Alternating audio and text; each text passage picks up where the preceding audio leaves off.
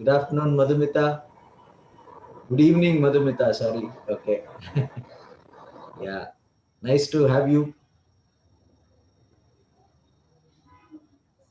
Good evening. Always.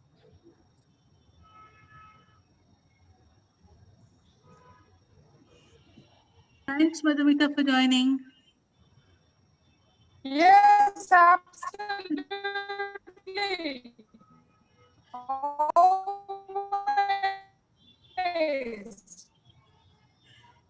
It sounds very musical. Yeah, I think the bandwidth is not there. Because of the network. Yeah. Geetanjali, Geetanjali, hello, Sarmishta. Hello, sir. Good evening. Good evening. Good evening. Sarmishta and Geetanjali, we have Madhumita all the way from Calcutta who is joining us. She is Yes. immediate past president of Rotary E Club of Melbourne. And we have Rotarian Kalpa. Kalpa is a member of Rotary Club of Nairobi. Oh, And, wow. Thank you. yeah, Both of you. Yeah. Thank you so much. We are honored. Yeah. She is part of our global wildlifers. Both of them are part of our global wildlifers. Yeah. You know, Kalpa, I had been to Kisumu on 3H project site monitor. Hi to Kisumu. Okay, which year was it? 2004. So, you know, being a TRF cadre member, I was sent across to do a site monitoring for a project, a 3H project on literacy. Sorry, I'm on my phone now. I think I'm not able to hear properly.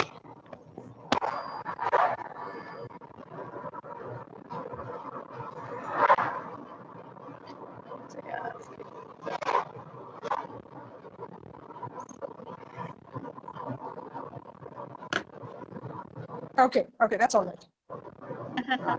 Yeah.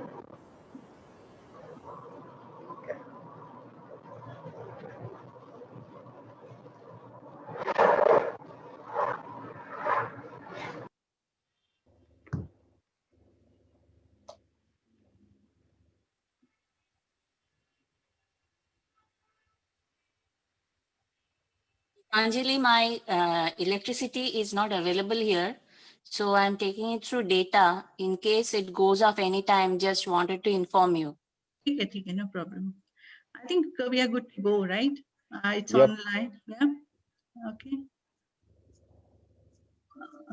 Some few people are coming. Let me just keep now. We can start at 18:05. Okay.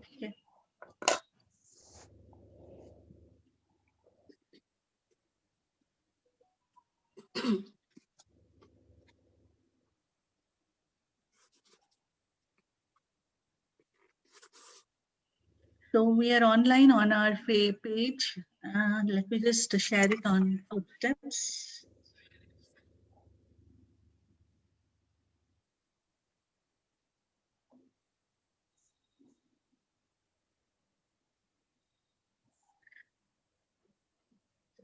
A minute.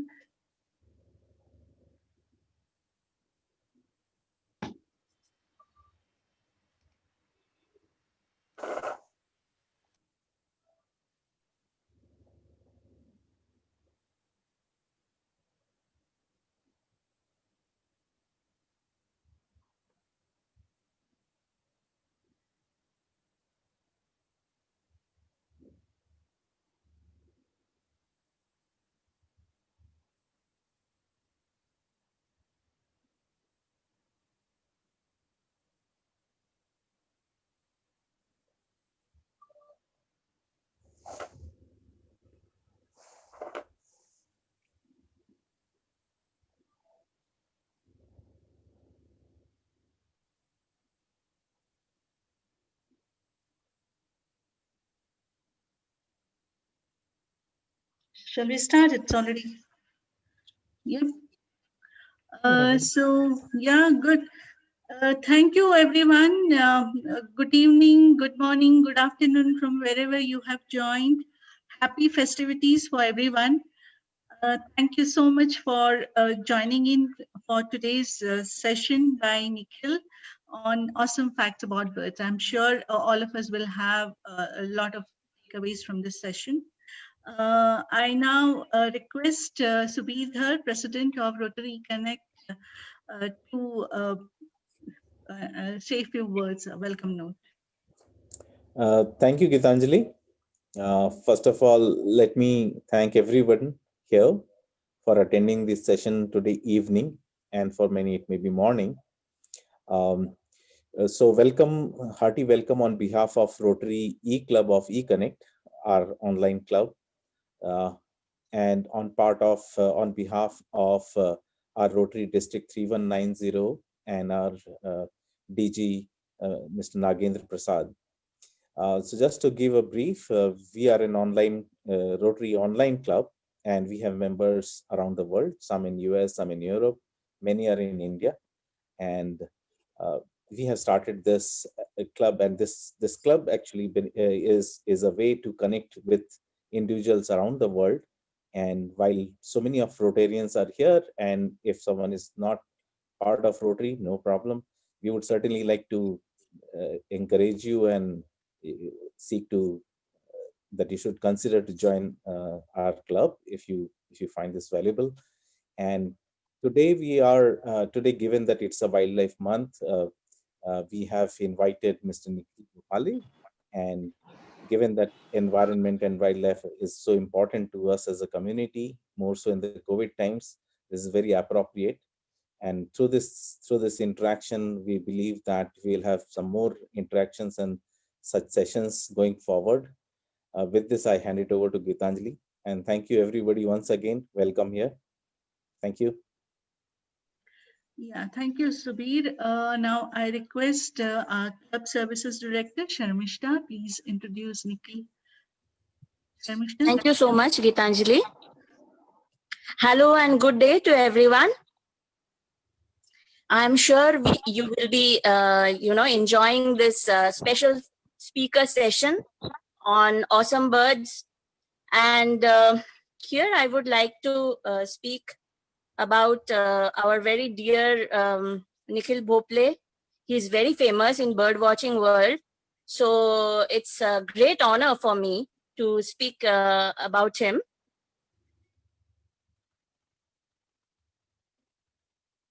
In Panvel, he spent his childhood chasing butterflies, jumping with frogs, observing fireflies and watching crabs.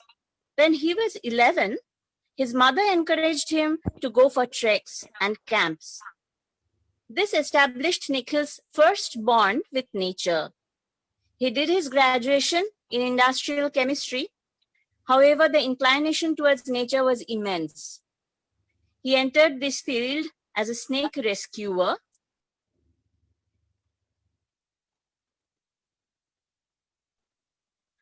On meeting people with similar interests, his hunger to learn more in this field grew. Luckily, he met the right people and his journey in the field of natural history began. He took up a job with BNHS. He worked on research projects, and his research papers and notes are published in internationally renowned journals. His keen interest in teaching found way in educational courses of BNHS. Gaia Eco Tours, through which he led hundreds of nature lovers through jungles of India and abroad. In 2016, he set up an NGO, Greenworks Trust, through which Nikhil, along with his team, is working for a greener, sustainable future. Nikhil has authored many books and articles. His photos are published in over 100 magazines, books, and websites. He has been awarded with many honors: a biodiversity expert, an encouraging nature tour leader, an experienced trekker, and an artistic wildlife photographer. And I think many, many more, facets he will be having. He's indeed a complete package. Above all, he's a committed conservationist, a dedicated educator, and a genuine human being. So it's a great honor to have him here today. So enjoy this session. Over to you, Geetanjali. Thank you so much, Sharmishta. And thanks again, Nikhil, for joining us today. I leave the session for you. Please take it forward. Thank you. Thanks, Geetanjali. Thanks for inviting me first and letting me spread the knowledge, what we share in the field. And it is a great pleasure to share what we know, as we are in a field of environment and all, and working all for one cause. Thank you, everyone. Thanks to Rotary, I am here. Thanks to Geetanjali also. Thanks, Sharmishta, for lovely introduction.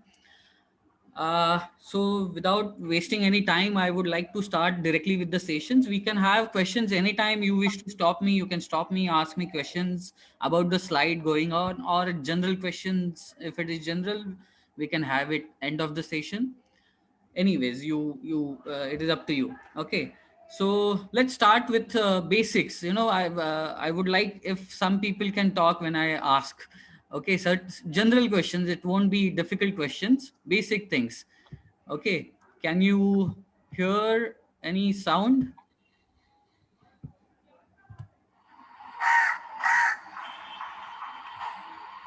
Yes. Whose sound it is? Crow.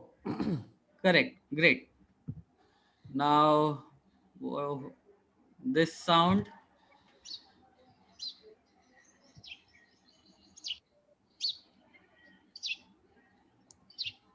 Sparrow. Sparrow. Sparrow. Yeah, great. Sparrow it is. So this is a male sparrow. Okay. Now, what is this called? Pigeon. Pigeon. Yes, correct. Pigeon. Correct. Pigeon. Then what is this call of? Parrot. Parrot. Okay, these are parakeets. Parakeets. Okay. Parakeets are parrots though, but the species name is parakeet. Anyone for this? Quail. Quail, cuckoo. Okay. Yes, it is. It is a quail. It is a male quail. Okay, this is a male quail, and the female is little different. It's more spotty everywhere, gray and black. Now, is it aggressive? Sorry? Is it aggressive? Aggressive as in? Do they attack humans? No, in for other birds. Quail. I doubt not that much. Not that much. I guess you are confusing it with the drongo. Drongos are aggressive. They will chase away other birds, bigger birds. Okay. This is a quail, and sorry. Okay. So birds, everyone, since our childhood, we have been hearing stories about crow or sparrow or, stories like that. And birds have been an integral part of everyone's life, at least in India, I'm sure, and abroad.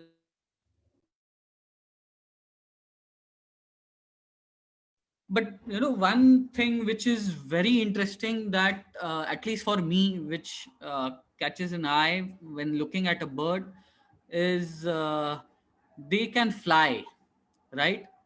Everyone of us will be very happy, if we are able to fly like birds, isn't it?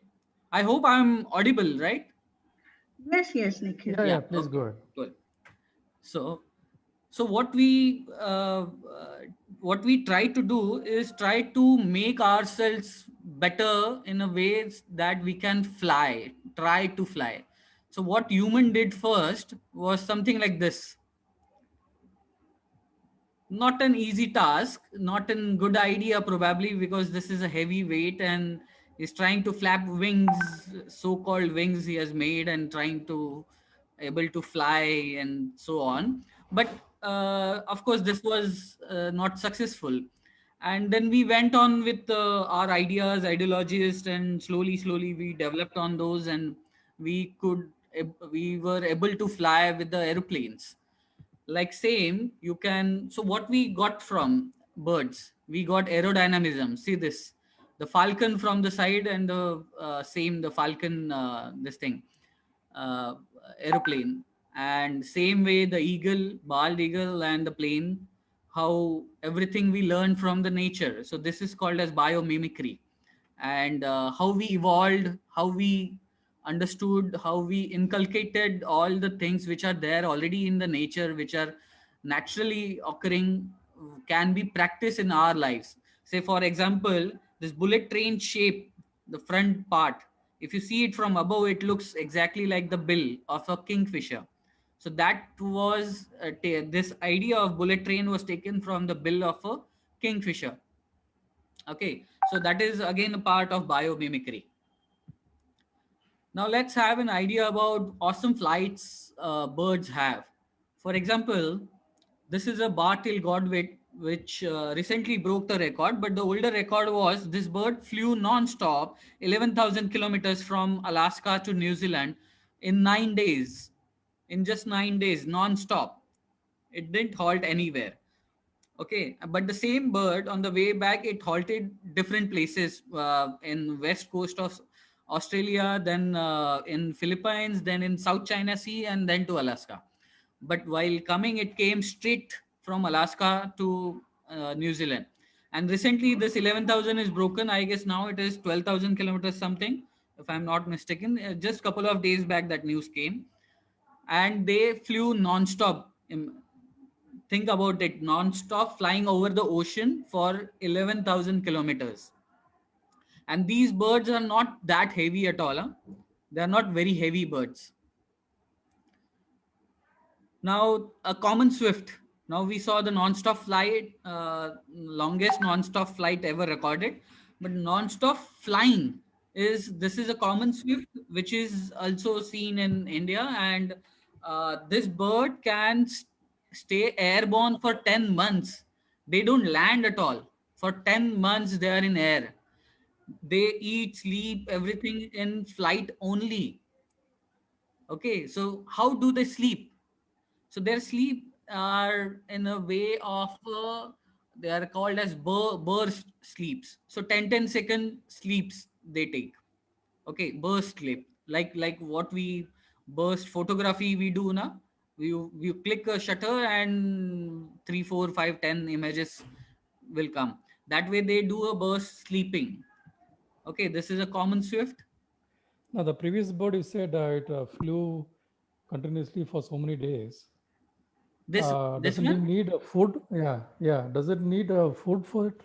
No, if it was non-stop flight, so I doubt it stopped for a food, because these birds won't get food. So even in feeding, there are different types of feeding these every bird will have. So some are feeding on the ground, some are in the wetland, some are in the deep waters. Some, like the swift, are aerial feeders. They don't sit on the ground because they don't have long legs. They rather swift cannot perch. They can just sit directly. They cannot perch, means on a branch or on a wire. They can sit in a crevice. Okay, but they cannot perch because they don't have hallux. They don't have the thumb. So these species are aerial feeders. That means they, while flying, they keep eating also. Okay, so that is the difference.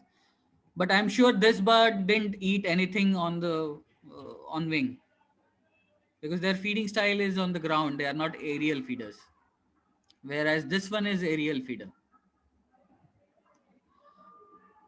Now, Common swift, how they will feed in aerial only? so the our edges of mouth, the lips where they meet, that is called as gape. So their gape is wide enough, so they keep mouth open and they feed in the flight. Okay. Okay, okay. Okay. Yeah. Will they eat worms? Do worms fly? No, like flies like See that. what I said, they are aerial feeders, right? What does that mean? They will be able to fly only, they will be able to eat only things which are flying. Yes, that only I asked. Correct. So like bees or small insects which are flying. Correct? Yes, yes. Okay. Now here, the record holder of Indian species. This will be more about Indian species I'll be focusing on, not the world birds. So Indian species, common crane is the highest Indian flyer, flying, crossing Himalayas above 33,000 feet. Okay, so that is the highest flyer. Second highest is being bar-headed goose at the height of almost Everest, 29,000 feet. But the highest flyer in the world is the Rappel's Griffon, which is seen in Kenya and Africa, many countries. That has been recorded at 36,000 feet. Okay, but in India, it is common crane, just 3,000 feet below the Rappel's Griffon. 33,000 feet they can fly at height of. Oh, there is a lot of chats. Are there any questions in the chat? No, no, not yet. Not Okay. yet. I'm keeping an eye. Okay, sure. Thanks. Now let's go to other points. So how they can do this? This is how they can do this. All the bird bones have large air pockets. Okay. They have large air pockets inside their bones. So their bones are not exactly hollow, like we have a bone marrow, but they have large air pockets, so their bones are not heavy enough. This is our bone, and how sturdy and strong it is. Whereas birds, they have these pockets, air pockets, so that makes them very less in weight. Okay, that helps them in flying actually. So if you take a bird and if you uh, weigh the weight of the bones and its own feathers, what do you think, what will be more heavy, bones Feather. or feathers?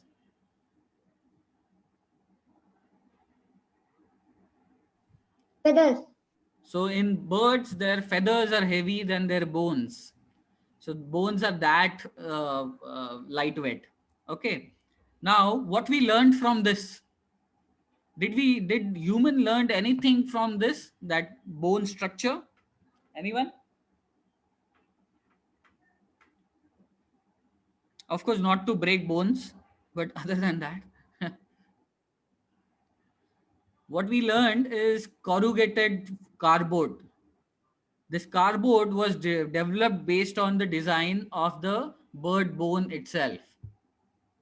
Okay. Otherwise, you see the empty pockets here. This way, the cardboard becomes strong enough to hold a heavy weight, and it is support. It at the same time, it is lightweight too. Okay, so that idea came from the bird bone. See this one. This is the bone. Inside the bone, it is like this. Huh? Okay, isn't that awesome? Let's. Yes, yes. Can I have some noise? Yes. Yes, Can we yes, say yes. awesome? Awesome. And everyone has to It was unmute. really awesome. Great. Thank you. Good to have kids. Now let's have some idea about homes. How birds build homes. Is that a same way or a different way? You can see here, there's a tailor bird here. So the name itself suggests what is a tailor bird. Here you can see it actually stitches two leaves and makes the nest. Let's see a video, what happens in it.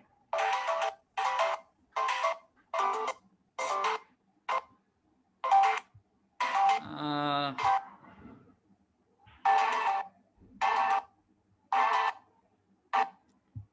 are you able to see the video? Seems to be slow, so Yes. getting stuck. Yeah, it's Oh, breaking okay. a lot.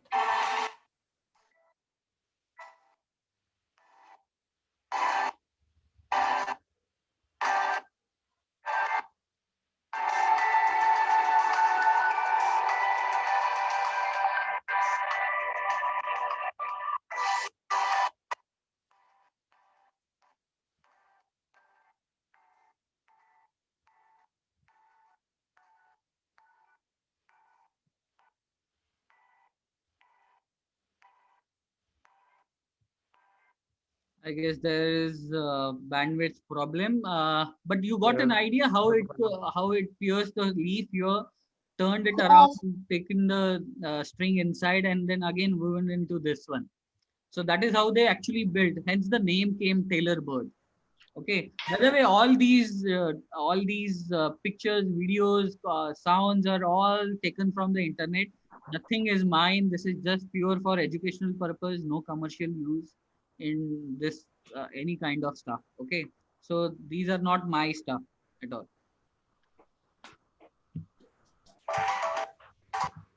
Okay. Let's go next. Now this is another beautiful nest. This bird is called as Baya Weavers. This is a male and this is a female and a male. Sorry, this is a juvenile male, I guess. So female looks similar to this without the yellow wash on the head. And this is a male making the nest. So you can imagine this is a little, generally this part is little longer. And what will happen, they will start making this at the tip of the branches. Okay. That helps them from the protection from the snakes and other things.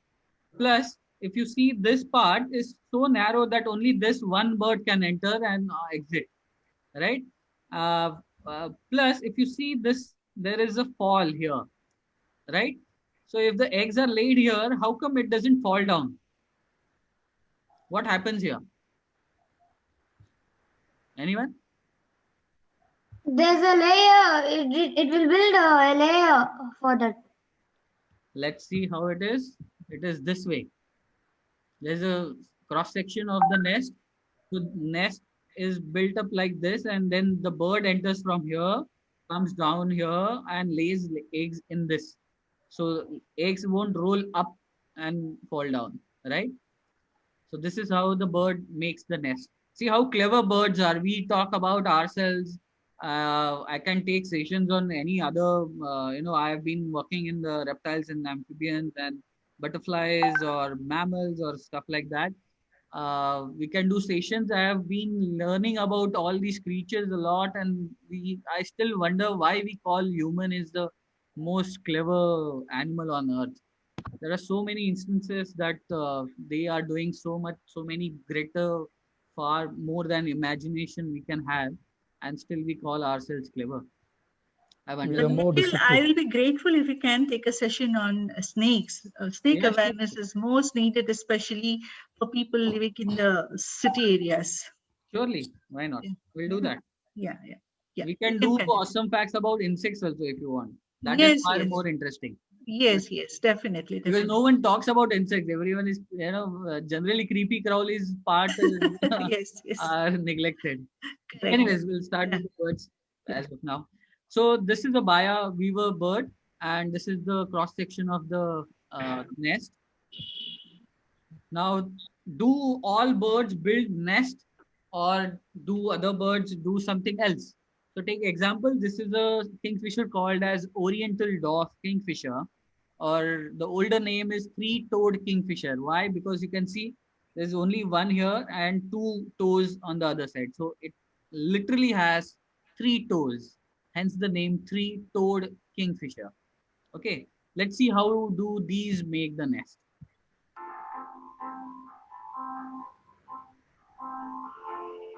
Yeah, saw that bird entering the nest? It makes a hole so that it can make its nest. Correct. It makes a hole in a mud bank or a vertical wall, and that can be generally 1 meter deep inside, or easily 1 meter inside. And then there is a chamber, bigger chamber. And there is a funny part is that the question comes when, if it is so dark, if it is so inside the wall, mud wall, how they can see, how they get to know that which chick has already been fed and not. So there was a video, one guy put a camera inside the nest from the side, and he got to know that the chicks itself keep into rotation. So once their turn is over, they go, it's like a revolver. They keep in rotating. So everyone is fed equally. Awesome, right? Yes. Okay. Now another kind of different nest. Here, what can you see here? Hornbill. Hornbill, yes, hornbill. Here, can you see something here? There's an eye. So the great hornbill is inside. Okay, the hornbill is inside. This is the nest. This is the whole nest size. Okay, and this is actually the size which was there before. When the couple chose this as a nest, that they started building this construction wall. Okay, and they make it with their poop and the tree cover. Okay, tree layer. They mix it with their poop and they build this wall. Okay, so the female enters inside and starts making this wall, so that the only opening is the slit, just this slit where their bill can come out of the nest, and the male can provide the food to the female. It is only the slit which is kept, and when the chicks are inside, they are growing, female stays inside for that period. And when the chicks are about to grow and about to fly, they will break open this slit, the nest open, this wall they will break open, then the female comes out. So all that time the female is always inside. Okay, it's only the male which goes for hunting, getting the food for the chicks, and female all. Like social. How will they drink water? They don't. Okay. Like the COVID time where how we are now sitting at home. That's the cutest question I've heard. See, water is everyone's. There are many creatures in world where they don't need water, because they get water from their food itself. If you keep these species, like for example, in captivity, there is a species called royal snake in deserts. If you keep this species with the water in captivity, they will be deceased. So water is to the species and too relative. Like we like to have water at least 1 liter to 4 liters a day, but it is not there necessarily for every other creature. Okay. So the So food they are itself provides saving the water required more water. than us. Sorry? They are saving water more than us. Yeah, no doubt. They are saving everything more than us. Yes. Okay. Then there is something, a different concept. This is called as brood parasitism. In this, what happens? The cuckoo, everyone knows cuckoo, right? Cuckoo is a bird which lays its own egg into some other bird's nest. It's not necessarily that the quail will lay eggs into crow's nest. It can be any other bird. Ma'am, So this because is... Yeah, come, tell me. because the crow attacks the cuckoo's eggs, that's why it lays in the crow's nest. No, it's not that way, bacha. It is any nest they can lay the eggs. It depends on many other factors which we won't be able to say, or it won't be right to say that these are the factors which makes them do this. Because human emotions don't fall into nature, and nature is not that simple to put that emotions.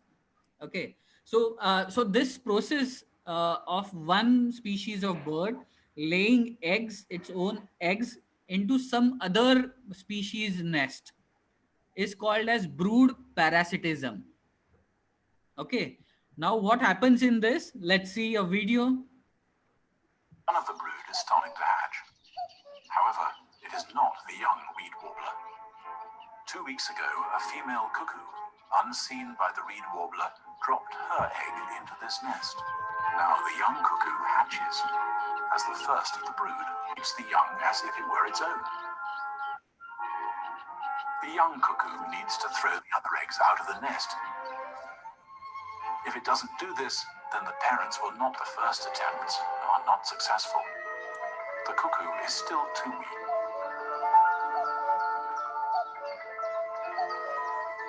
It tries.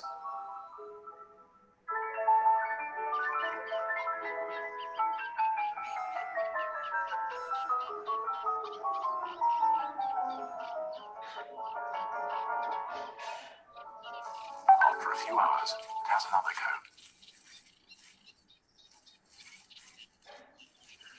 Success, the first egg landed in the water.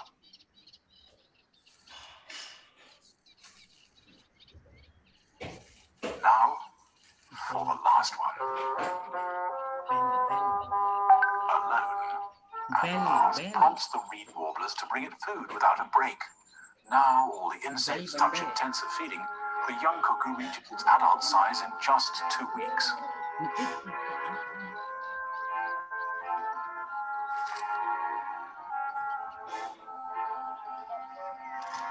It is so large that when it sits on the nest, it must hold tight so it doesn't fall off. In a strong wind, the nest may even break apart under its weight. See, so many things bird fresh nestling has to do. First, the cuckoo has to shoo away the parents from the nest. So there is a species called common hawk cuckoo, which mimics a raptor called shikra. So what happens is that when the male cuckoo goes for laying, catching the attention of the host parent birds, it will the host birds will try to chase away that cuckoo because that mimics the shikra, which is a bird of prey.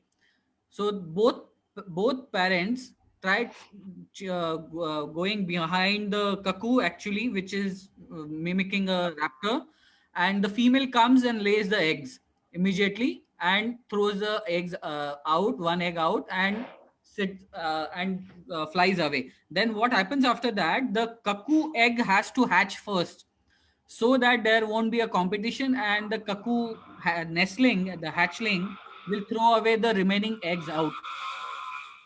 So many things that they have to do, because you can imagine the bird itself knows that when the chick will be bigger, the chick knows that I'll be bigger in size than possibly the parent host chicks will be, and there shouldn't be any competition, because the parent bird will exhaust getting the food, and hence it will be a death of that same individual.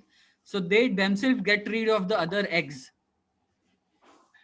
Isn't that awesome? If there is a bird inside the egg also, will it throw? Sorry, come again. Now the chick throwed 3 eggs. No, if they are containing birds, then also they will throw it. You mean if there is already a chick in the nest? Yes, if one chick came out of the egg, still 3 eggs are remaining. No, there inside the egg, if the chick is there also, then the which chick came out, that will throw off other eggs. No, the original nest which was there, those birds won't do anything like this. This is done by only the cuckoo chicks. Okay. Now I got to know. Okay. But what about the parent birds? They will be losing their chicks, right? Yes, very much. No option. So does it create a imbalance? No, it doesn't, because this is the nature's way. Now we haven't trained them to do so. It is nature's way to create the balance. Yeah, but this bird also have to have chicks, and then they have to grow. Yeah, so it is not that one pair will make only one nest. So for example, we have seen 3 nests of the same parent of Oriental dwarf kingfisher, making 3 nests consecutive immediately. I mean, in the same season. One was ready, the chicks flew, again they laid eggs, and chicks flew, again they laid eggs. So it is not that only one egg cycle is done. So they have backups. Yeah, they have backups. They have to have backups. And plus, you have to see the smaller the size of the bird, higher in the numbers. Correct? Bigger the bird, lesser in the numbers, population-wise also. Correct? So the feeding is managed. Okay. So the species wise, population wise also they are naturally controlled. Okay. Yeah. Let's have some awesome bodies. So these are two famous birds of India. This is the great Indian bustard, the great Indian bustard, and the Sarus crane. By the way, my son's name is Sarus, from the Sarus bird itself. So Sarus crane is world's tallest flying birds. Tallest flying, not highest flying bird. So the height of the bird itself is the tallest flying bird. Got it? Which is above 5 feet. That way the tallest bird will be ostrich, right? But they don't fly. Hence, this is the tallest flying bird, Sarus crane. And It will fly also, no? Sarus cranes will fly, yes. That's why tallest flying birds. Okay, okay. Huh. But where do you find these birds? Oh, Sarus? they're common in North India. Okay. Much commoner in North India, even in Gujarat, there are in Bharatpur, I mean Rajasthan also they are there. Uttar Pradesh they are in good numbers. Now hunting is higher, but yeah, they are still in good numbers. Yeah, in and around Agra cantonment, if you go, you will see them in plenty. Correct. And this is a great Indian bustard. This is one of the heaviest flying birds in the world. There are 3 species of bustards which were recorded at 18 kg. One, great Indian bustard. Then there is a great bustard. And third, there is a Kori bustard, which is in Africa. All these males were recorded at 18 kgs. So this is the highest or heaviest flying bird. And only the males will be heavy. Females are lighter. Okay. So we talk about, you have seen vultures, right? So the vultures in India, they look so big, but their weight is hardly 3 to 5 kg, not much. Okay. Now where is, can you see the knee here? Sorry, what is the weight of the Great Indian bustard? 18 kgs. 18 kgs. Yeah. All the 3 bustards, great bustard, Kori bustard, and great Indian bustard, all 3 males, there are records of 18 kgs. So yeah, all 3 are heaviest flying birds. Sorry. But I think they are endangered, right? Yes, very much endangered now. Okay. Very much. Critically endangered they are entered. What's the weight of female bustards? Female is much lighter, around 10 kg, 10 to 12. Okay. Okay. Yeah. Okay. So can you see the knee here? See how it is bent backwards. Yeah. Right? How we bend the knee, it's forwards, right? Correct? But this bird can bend it backwards. But beware, this is not a knee. This is an ankle. Okay, this is an ankle. The knee is inside. Okay, knee is here. Bird's knee is never seen. It is always inside the feathers. And it is normal. It bends forward only. Okay, whereas what you see is always an ankle. Got it? Now, what is this? Barn owl. Barn owl, correct. Now, can we do a small activity? Do we have time, Gitanjali? There is... Yes, no time limit. Okay, great. So can we do an activity? We'll be happy to see your videos, what you are doing. Yes. Yes. Can you switch on the videos? So just follow what I am saying. Adults can try with pleasure. It's fun. So you take a finger, stretch your hand straight in front of you. Keep a pointing finger, just a pointing finger, perpendicular to your arm. Perpendicular to your arm. The finger should be perpendicular to the stretched arm. Like you are pointing the sky. Okay. Now, just watch your finger. Focus on your finger. Try to take it closer, closer, closer, closer. And then there will be two images, right? There are many images you will get. It becomes blur or it becomes two shaky images. And when you take it at a distance at one focus point, it will be one single image, right? So that is called as binocular vision. What happens generally in birds is that birds overall in maximum species of birds, they will have different view of from one eye and another view from a different eye. Say for example, pigeon will have one view of a right side and one view of a left side. They don't match. So many birds don't have a binocular vision except the owl. Why? Because you can see the facial disc, it is like us, facial disc, and both the eyes are in front. So they do have a binocular vision, like what we did now. Now, keep the finger straight again there, pointing the sky. Now, what you have to do, okay, you have to move your arm on the left side without moving your head. Just moving your eye. Focus on the eye. Just move your pupils to see the finger on the left side. Stretch the arm on your left side. Take the arm on complete parallel to your shoulders on the left side. So if we could see your video, probably everyone would be doing it correctly. Let me try that. Let me try that. Yes, I'll go doing that. We're all dabbing behind the camera.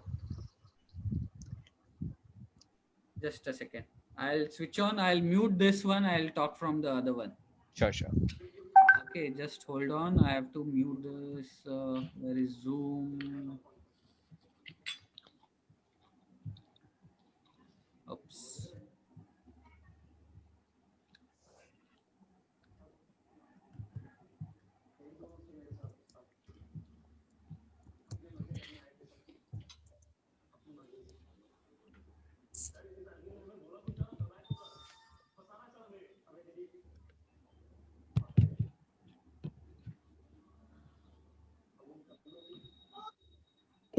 Yeah, am I visible?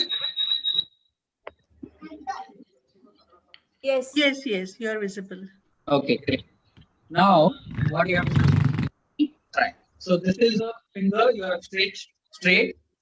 What you have to do is looking at the finger, don't move your head, just by the pupils, move your arm on the left, like this way.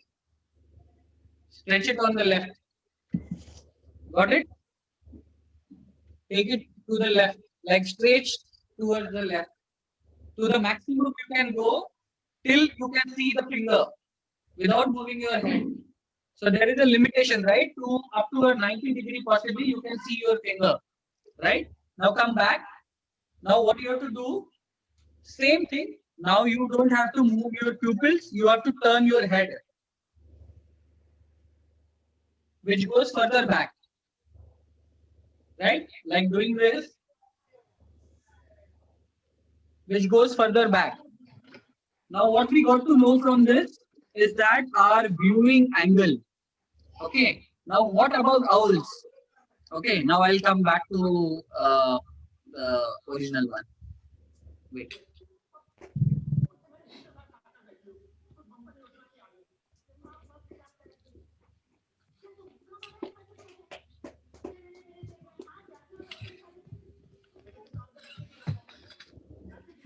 Yeah, am I audible now? Yes. Yes. Hello, am I Yes, audible? you are. Yes, okay, cool. So, why this? Why we did this? Just to understand, in birds, no single bird can move their pupil. No single bird can move its own pupil. Someone's mic is on. Someone's mic is on, sorry. So it'll be good if everybody is on mute.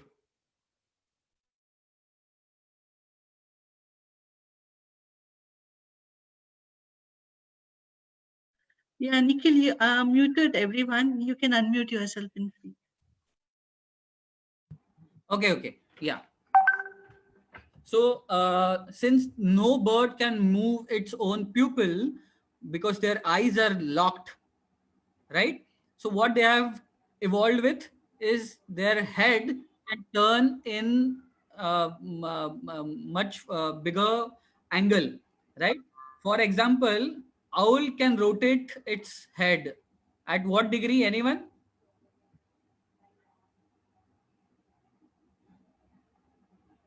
Anyone? 360 degree? Owls can rotate? Yep. That means if it is 360 degree, that means its vertebra will also move, right? Roll. So 180 degree. 180 degree we can do. We can also do, right? 270 degrees. Right, 270 degree, correct. It is 270 degree on each side. See this bird this is the back, but still looking at us. Yeah, this is an owl. So how it is this way. It can turn 270 degree from here, or it can turn 270 degree from here also. Okay, let's see a video about this.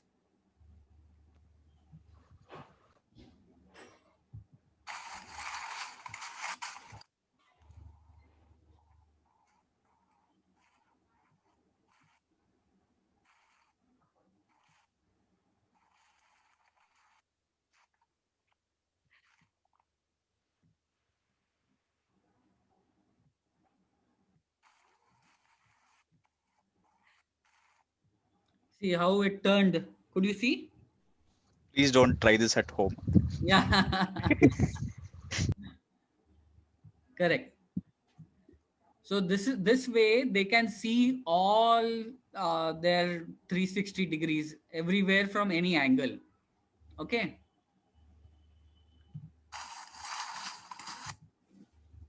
Now can you see the eyes here of the owl? Right, 2 eyes are there. Correct. This species is called as collared owlet. Okay, but beware, these are not its eyes. It's just the marking on the back. These are the eyes. These are the true eyes. Okay, why such thing is evolved? They are evolved with. So since this species is very small, almost your palm size, little bigger than a palm. Okay, it is little bigger than it. So about bulbul size, for example. Okay, so it is small. It is lot many other birds can prey on this species. Hence it has evolved a fake eyes on its own back of the head. Okay, see, that is called as evolution.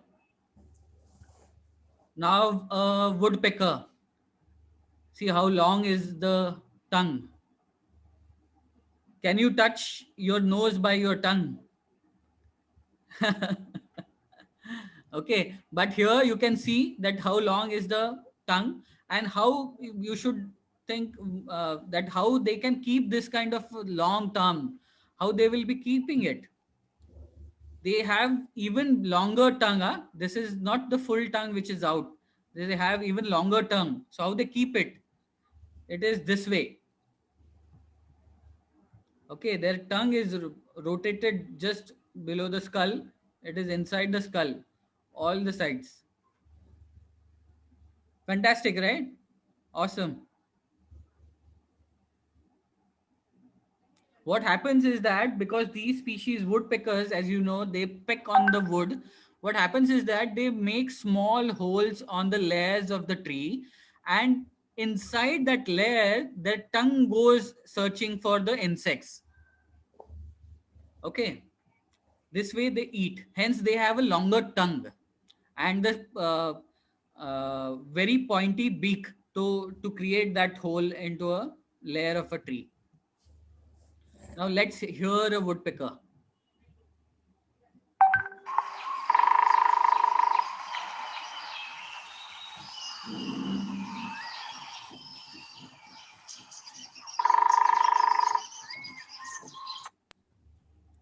Okay, so you can imagine such a fast note. It is like a camera shutter, ekdam fast.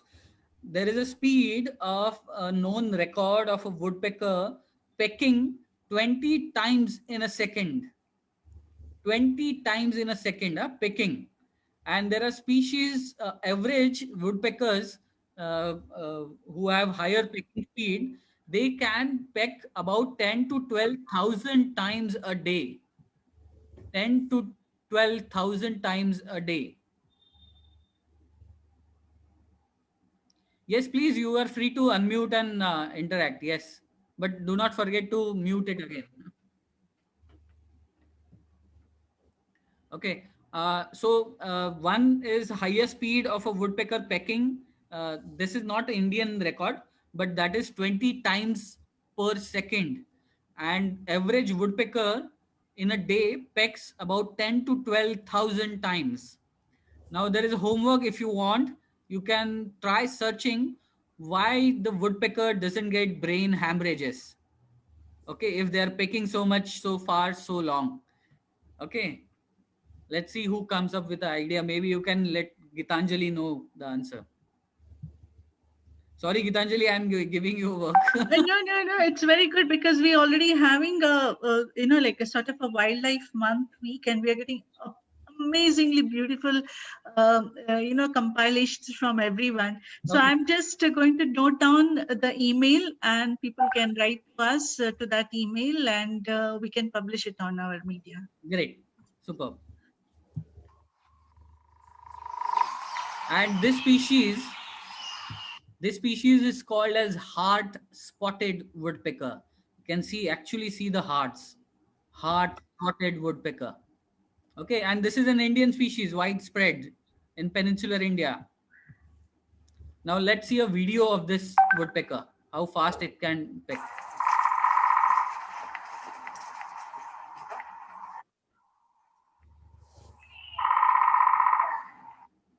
We can't even calculate it, right? It's impossible.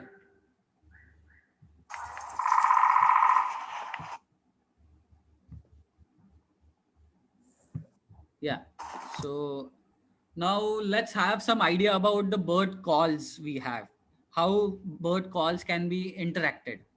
Okay, first call.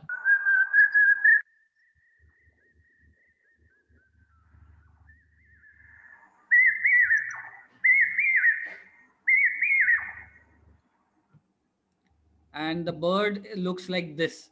So this is almost like a mimic of a shikra, and the bird is called as common hawk cuckoo. But based on the call, it is also called as brain fever. As the call, its call is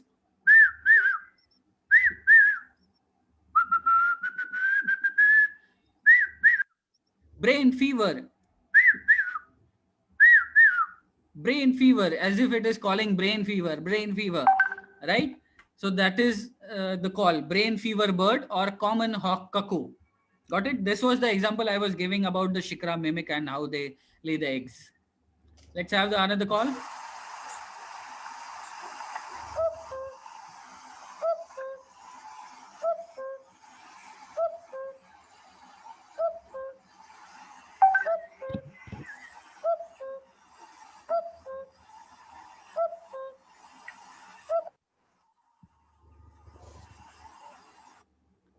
Anyone?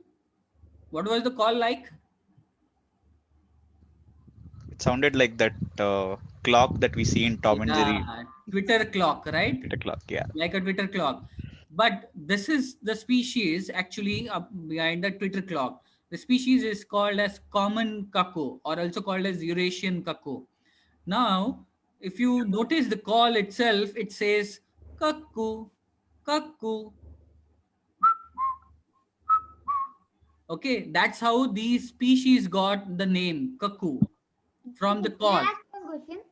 Sorry? About the last bird, that brain fever. What about that? What was that one more name?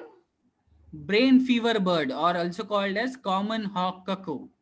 How the name came that the common hawk cuckoo? Well, it is mimicking a shikra. Shikra, right? Shikra is a bird of prey, Yes. right? Yes. So cuckoo, it's a cuckoo, and it looks like a hawk, small hawk. Yes. Yes.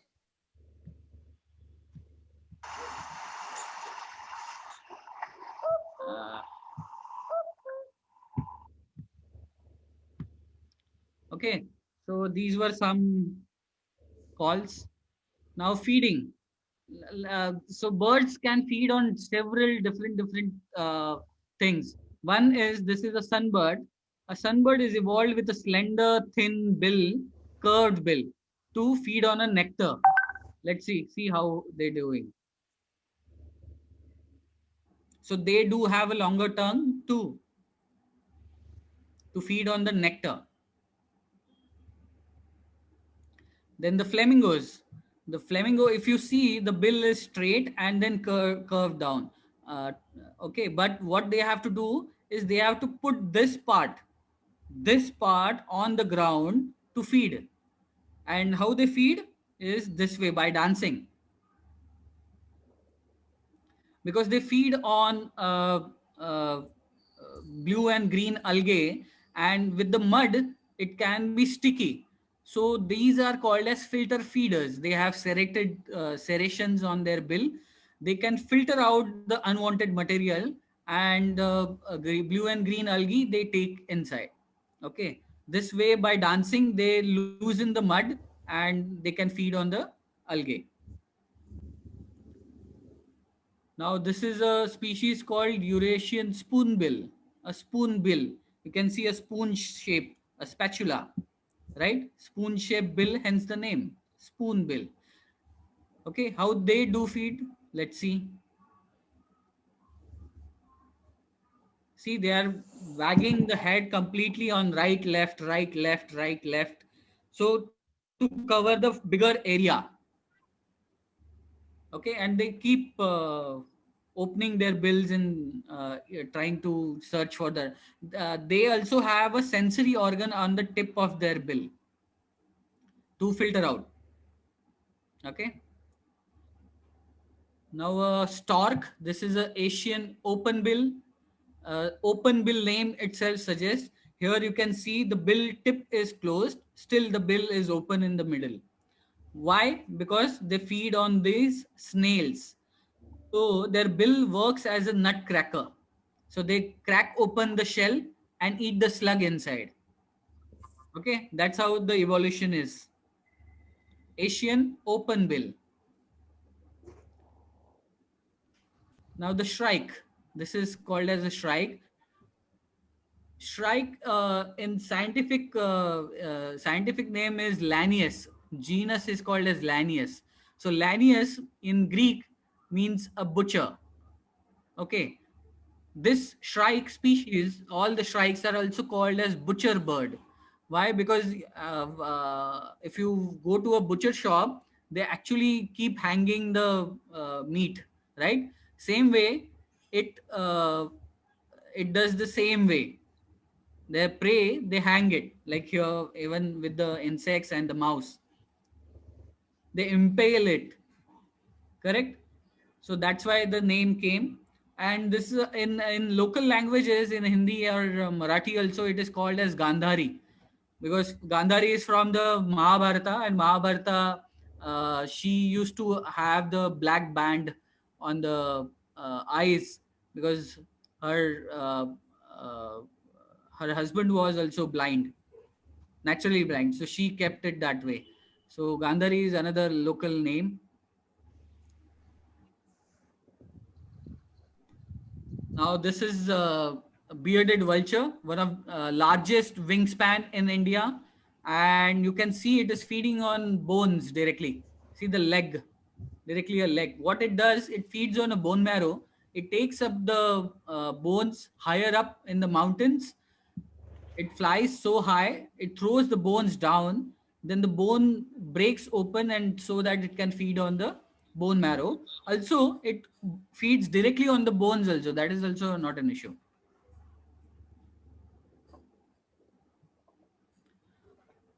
Now let's have some awesome habits. Okay. These birds can close their one eye to rest. Not necessarily they will close both the eyes. With the threads around, they can keep only one eye open to rest. This is a duck. They can have a bath, right? But this is normal bath. These sunbirds, they can have a bath on the dew drops on the leaves. Bigger leaves, dew drops. Then there is something called as dust bath. And there is something called as anting. Now let's have, and dust bath is normal to get rid of the insects and mites they have on their body. Now what is anting and why it is for? Let's see the video. Which is produced by these ants.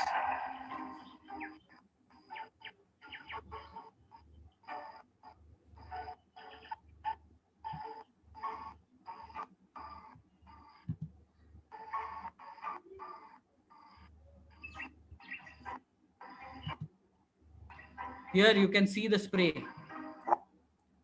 When the ants feel threatened, they defend their colony by.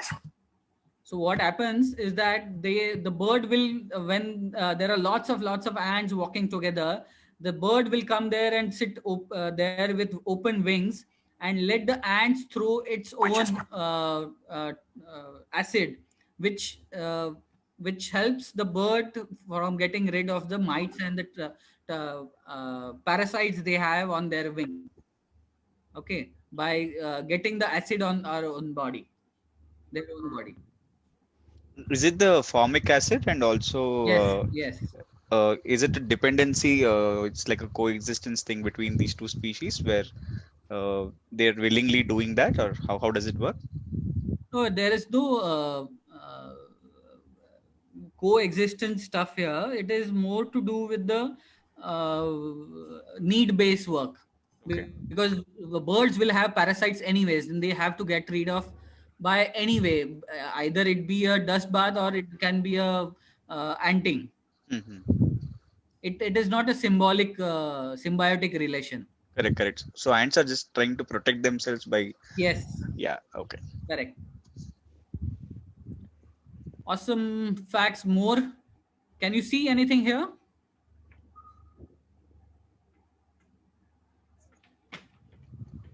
You can zoom your screen if you want.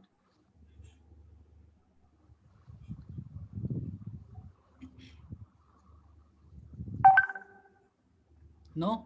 Can you see anything in this?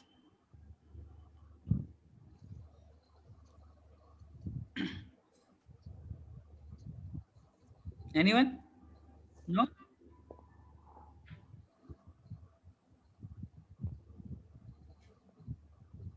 A bird. Sys admin says a bird. Where? Can you guide me? I'll point out the finger here. There's a pointer. Tell me where to take it.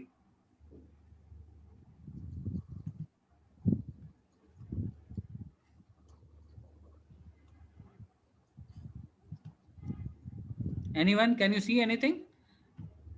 Okay, let's see the next slide. Now can you see? There is a bird here. Yeah, it's a nightjar. Yes, here this is back, this is neck, this is the head, there is a bill here, this is a bill, these are the whiskers. Yeah. These are the whiskers, this is the eye, slit of an eye. The eye is closed actually. And this way. Here, is it mouth? This is head. Yeah, this is the head. No, is it frog mouth? No, it is nightjar. Okay. Here, this is the bird. Yes. Complete bird. The tail is here. So much camouflage. And now in this, it is here. Mama, jaldi ra. He didn't Do you have the call? Sorry? Do you have the call of the nightjar? No, I don't have it here. Okay, fine. It heard it in the forest sometime. Very unique sound. We have so many species of nightjars, but there are few common in south like savanna, Jordan's nightjar, gray jungle nightjar, little nightjar. So little nightjar is something like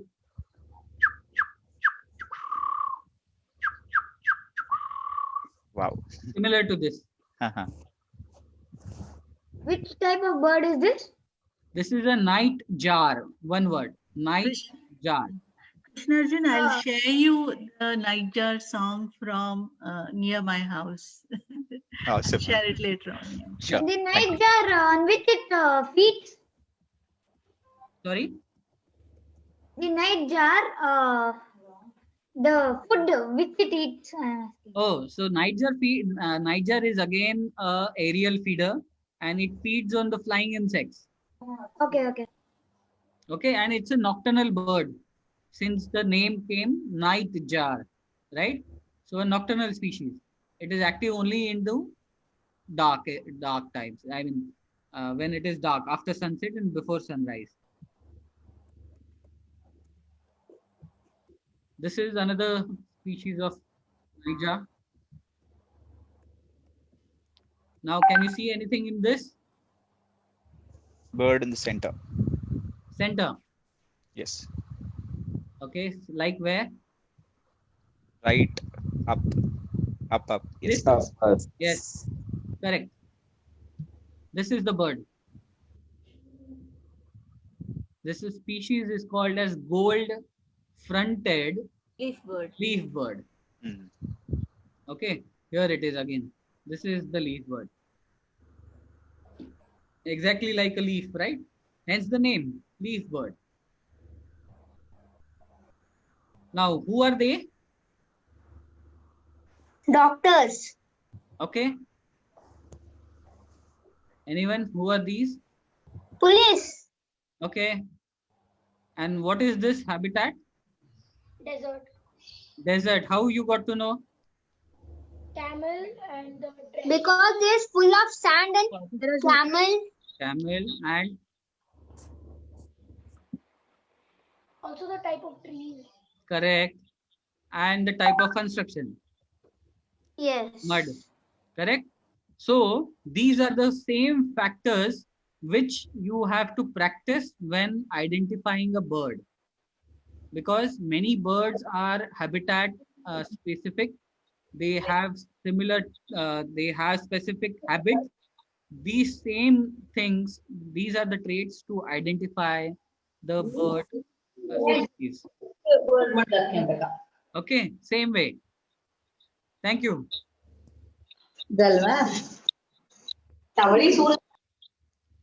Now we can go for question answer. Yeah, thank you, Nikhil. It was wonderful session. I'm so happy that there were so many questions in between also.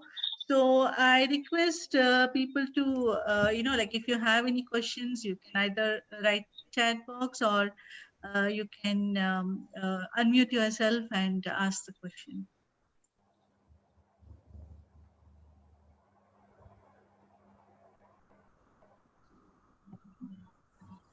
Yeah, hi guys, I'm here.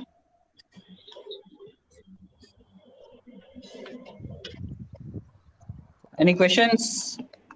Yeah, 1 second. I'll just spotlight. Yeah.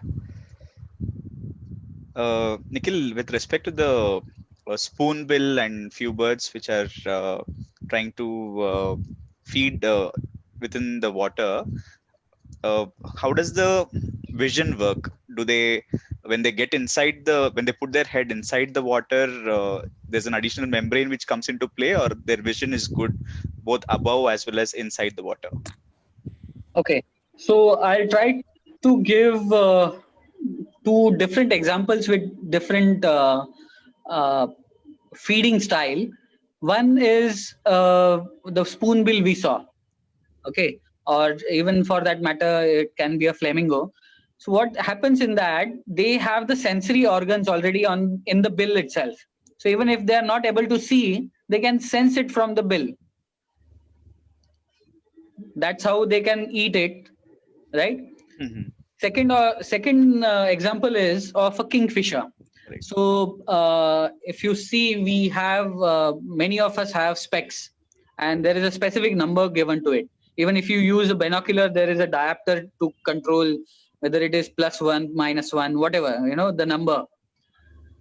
Now, in relation with birds, in birds, it is so high with some species is like, for example, cormorant, a bird which looks like a crow, but a water crow. Okay, crow in a water, for example, and with a longer neck. So they have very good diopters. They have very good eyesight. Kingfishers have it even far more better than them. So it is up to, I think for kingfishers, it is 50. The diopter comparison, compensation, whatever you call, it can be up to a 50. So they can see very well above the ground and inside the water. Okay. Okay. To chase it. Because for kingfisher, it is like it will sit at one place, it will dive down and it will catch the fish. But with cormorants, they dive inside the water and they chase the fish to catch. Correct. True. Very true. Anyone else has any questions? If I have a question. Okay, one by one. All right. Who wants to go first? I probably wrote it in the chat box. Okay. 1 second. Avantika, you can ask the question by unmuting yourself. Okay. Just wanted to ask, when the birds die, where do they actually go? Like, I have, on a personal level, never come across any dead birds. I guess you're talking in relation to the WhatsApp University thesis. I don't know. No.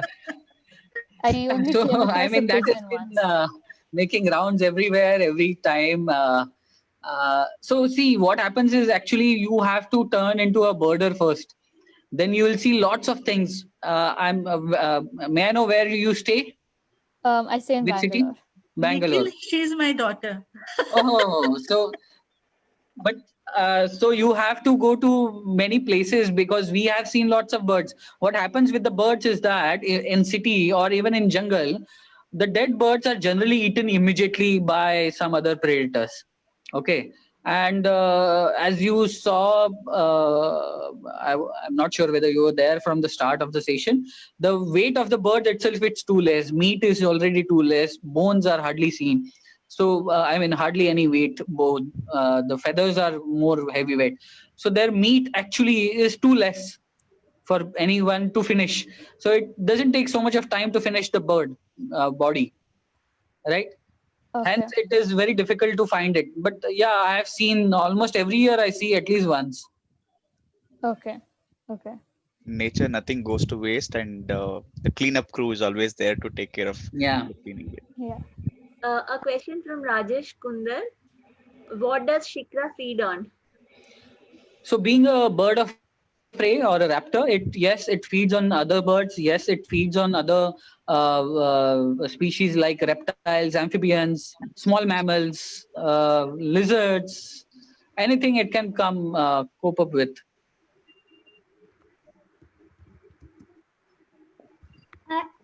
I have one question. Yes. In general, all birds, in all birds, if they get any injury, how many days it will take to recover? So, once upon a time, I had 17 barn owls, injured barn owls at a time, and had a difficult times then to collect all the rats from the market and all to feed them and to cure them. But it depends on what kind of injury the bird has. Also, it is not necessary that it will recover from a bone injury, or it may die. I mean, there is no fixed time you can say for a recovery. It's same with humans. No? For every human body will act differently, even with the same disease. Yes. Which is your, which is the most fascinating species for you as a birder? As a birder, I would say the species which I haven't seen, or I have seen it very rarely. Okay. That's a surprising thing. Which birds you have not seen, Nikhil? There are lots. I guess still 250 species yet to see, I guess. Yes, Nikhil, a very generic question. A very, very generic question, Nikhil. Yeah. I'm always amazed by the vocal cords of the bird and also the eyesight. Can you please speak a bit about the vocal cords and the eyesight of the birds? So in birds, not that all birds will do songs. Now, call is different. Like single note can be a call. So call is any voice that comes out of a bird. But song is very specific.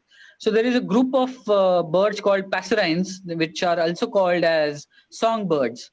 So these are the specific species which can do a lot of. I mean, there is a species called Greater Rackettail drongo, which we call it as a Johnny Liver of birds.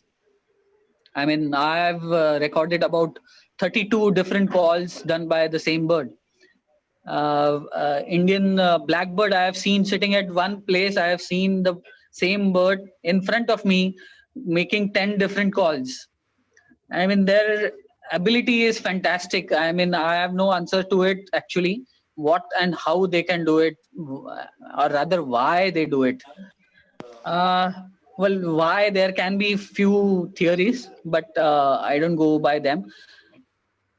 Vision, of course, vision is part of evolution, and to an extent possibly with the human emotions keeping in mind, songs can also be with part of evolutions. Like camera shutter call is doesn't make sense, right? That has to be a very recent thing happening with the birds. And I mean, it has to do with evolution more than something else. Like, for example, storks, for that matter, they don't have vocal cords at all. So storks don't make sounds. They can do sound by their bill, clipping their bills, but they don't have vocal cords at all. And there are many other species. I'd seen one use case for the drongos. A drongo was sitting close to the meerkats, and when a big bird of prey was coming to hunt them, it gave the warning, and meerkats went into their burrows. Then next time when the meerkats had a prey with them, it again faked the same call, warned them, and the meerkats left the prey and ran. It came and took the prey away. So that's one of the use cases. I mean, we heard you do some amazing calls replicating the birds. So have you tried communicating with the birds? Well, when I started, I used to do, but I do wildlife tours, I do bird watching tours, but I never practice.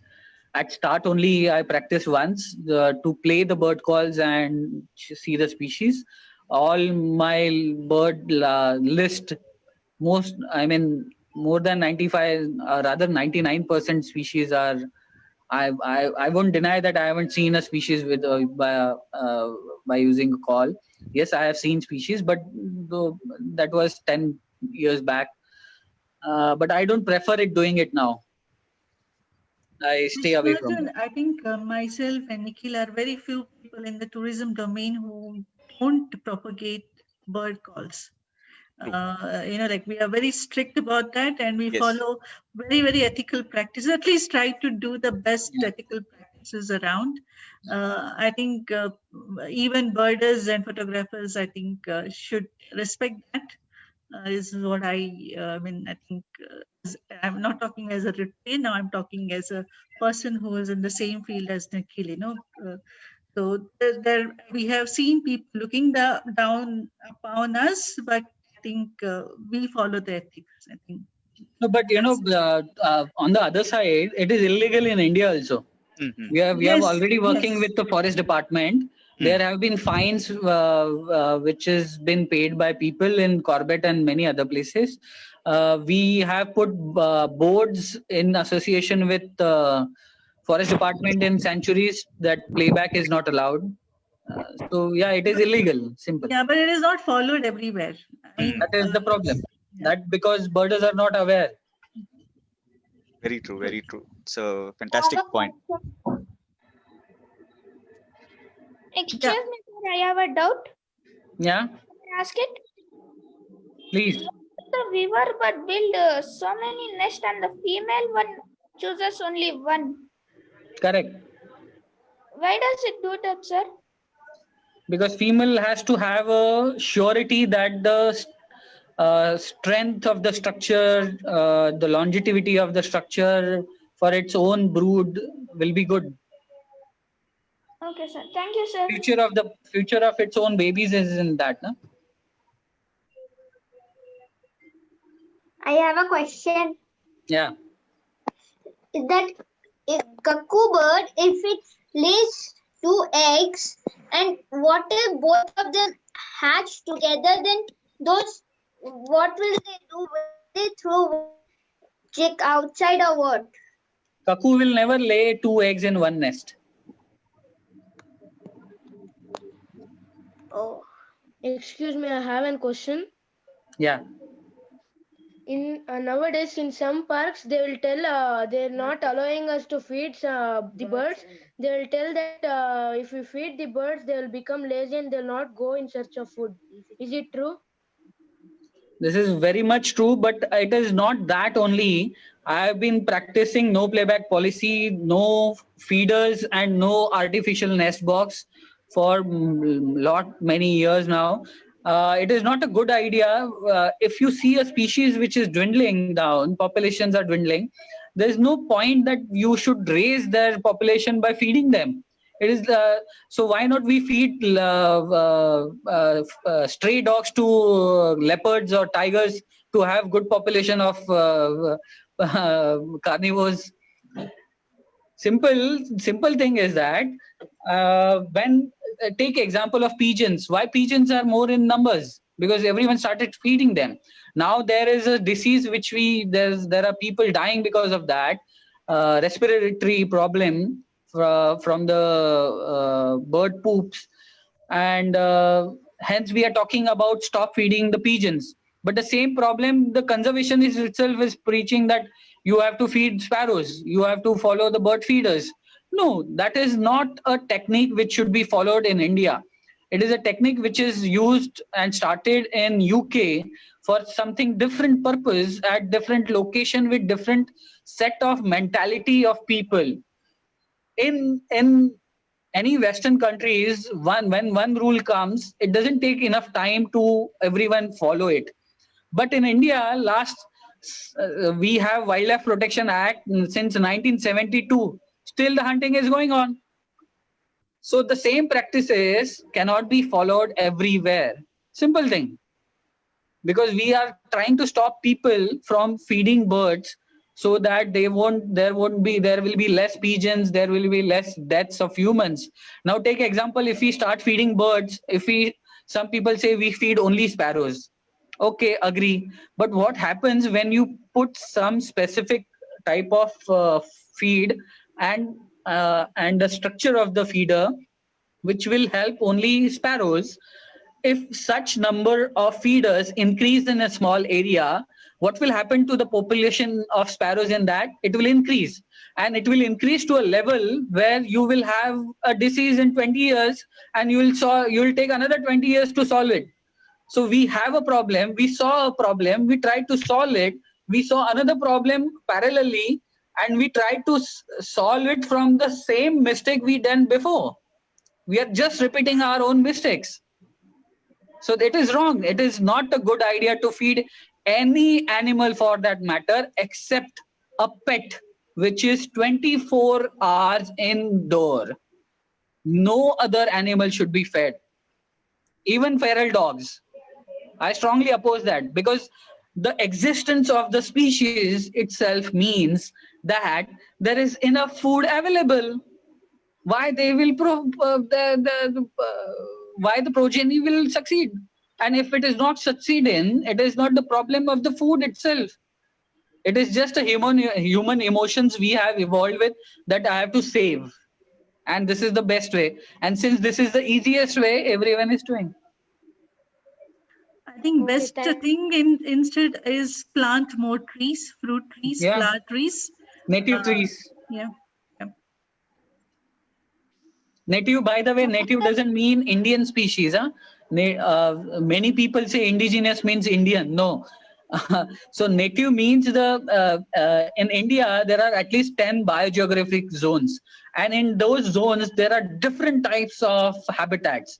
Even if you take a forest, there are several different types of forest itself in India. You have to plant the species which are there naturally in that habitat. Thank you, Nikhil. There is a question from Jishan TV. Why does weaver bird male one only build the nest, and why does the female does not build?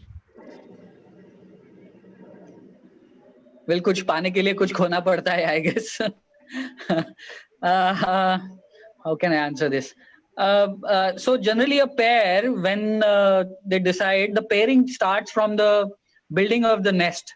So if the male is capable of building, it's the credibility of the male which is checked by the female. If he is capable of building a good nest, and then the progress. Yeah, because I think sometimes this bioweaver males are not able to complete the nest also, because depending on the experience, they build good nests. Correct. And the nest is reviewed by the female. And if it is complete and well in shape, then only she accepts. Yes. Yes. Sharmishta, 1 second. Our Director Environment, Vinitji, is here.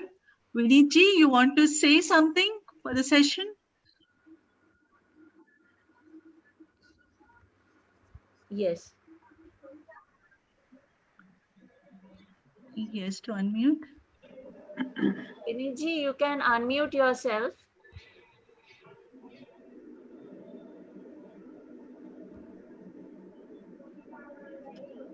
No, I think he's busy. Anyway, by the way, Vinitji is the DCF in Arunachal Pradesh.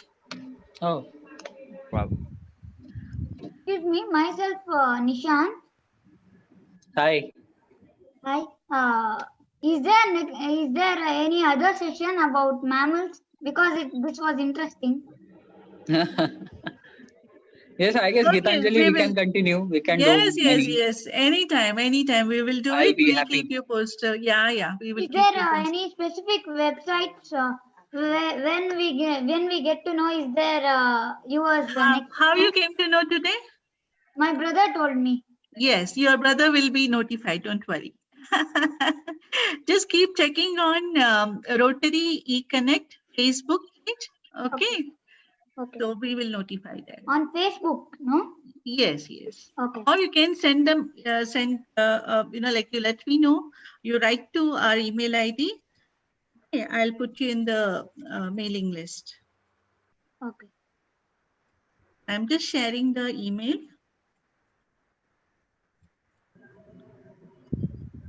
In chat box, right? Yes. So there it is.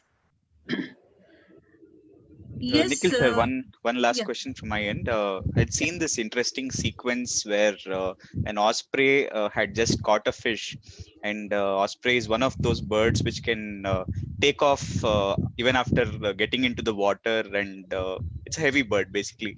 So when it takes off, there is a falcon which tries to take the prey away from the osprey, and osprey sort of resolves to a desperate measure and goes near the water and again gets into the water, because falcons cannot falcons will drown if they get into the water. So what kind of have you witnessed anything of these sorts in the nature, and the kind? Yeah, that is called as kleptoparasitism. That is snatching someone else's meal. And that keeps happening. This is too common with the gulls and terns and brahminikites, or species like jaggers and pelagic species for that matter. Indoor, inland wetlands, it is more with gulls and terns and brahminikites, you can see this. But this keeps happening, yeah, very common. But a smaller bird challenging Yeah. I have seen a shying falcon. I was observing a nest of a shying falcon, I think some 16 years ago. that time the falcon got, the nest was already active, and the falcon got kestrel as a meat prey. Kestrel is another raptor. Correct. Almost the same size of the falcon. Mm-hmm. So yes, very much capable of doing this. Falcon doesn't kill by their talent. It is by the sheer impact Speed on the prey. Yeah. True. Yes. Speed. Yes, I think we'll proceed. It's already 7:30. Thank you, Nikhil. Thanks again. And now I request Sanjay Krishna to speak a little about, because this session was in association with Fellowship of Wildlife Rotarians. Sanjay? Yes. Am I audible? Yes. Yes, sir. Hello, Nikhil. It was a fantastic session. We all thoroughly enjoyed it. Recently in Rotary, so though Rotary is a 116-year-old organization, there are many fellowship groups in Rotary where people with like-minded people come together and pursue their hobbies. So it was only this year that a few of us joined together to start this new fellowship called as the Rotary Fellowship Fellowship of Wildlifers for Conservation. Basically the idea of our group is to see that we create awareness about importance of wildlife amongst public in general and youth in particular. And we also we are willing to work towards building a future where both people and nature thrive.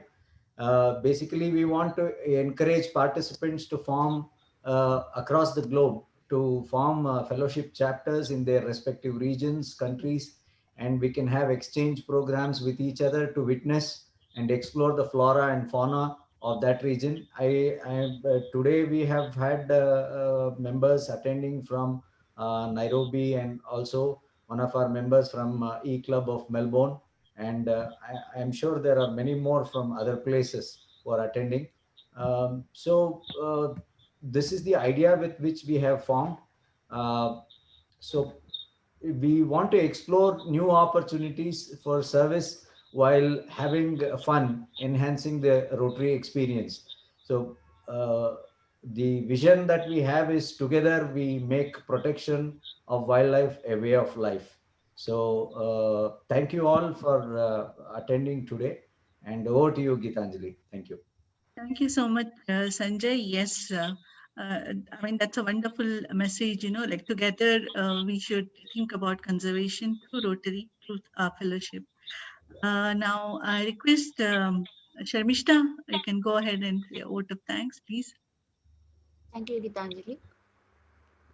Thank you, Nikhil. Thank you, children and adults, for attending this talk session about birds. It was indeed a fascinating session for both children and adults, and you made it interactive, and so it was fun-filled learning. We learned awesome facts on nesting, feeding, calls, bird hobbies. Hope we can carry forward these learnings in our daily life. We are looking forward for more sessions like awesome facts about insects, awesome facts about amphibians and reptiles and other animals. Thank you, Sanjay Krishna sir, to enlighten us about the Fellowship for Wildlifers for Conservation and giving us the direction towards conservation work. Thank you so much. Thank you all. Thank you so much. Subir, you want to say something? No, thank you very, very much. And thanks again, Nikhil. I hope you will agree to take 2 more such sessions on different. More than happy. We will do for sure. Yes. Thank you. Thank you again. Thanks, so everyone. much, everyone. Thank you. Thank you. Bye-bye. Thank you. Bye. When will we get such type of sessions like this? You can write to us, or you can check our Facebook, which is Rotary eConnect on Facebook. You just search for Rotary eConnect. It will be, we will publish it there. And of course, I think it will be, informed through other media, on Twitter, everywhere. So how you have come to know about it today, probably you will come to know about it in this next There'll be other section of mammals by Nikhil. Yes, why not? Okay, because I liked it. So. Yes, Nikhil yes, has of fan course. following. Yeah. Nikhil, you have a fan following. See. And I think you will also see this video, which will be posted later by Gitanjali ma'am. So you can follow this video again. Yes. Okay. And thanks, Krishna Arjun. Thanks, ma'am. Thanks a lot. For handling the. Arjun. You're welcome. Thanks, everyone. Thank you. Thanks, everyone. Thank you. Bye-bye. Good night. Thank you so much. Thank you. Thank you. It was very interesting. Thank you, dear. Thank you so much. Thank you.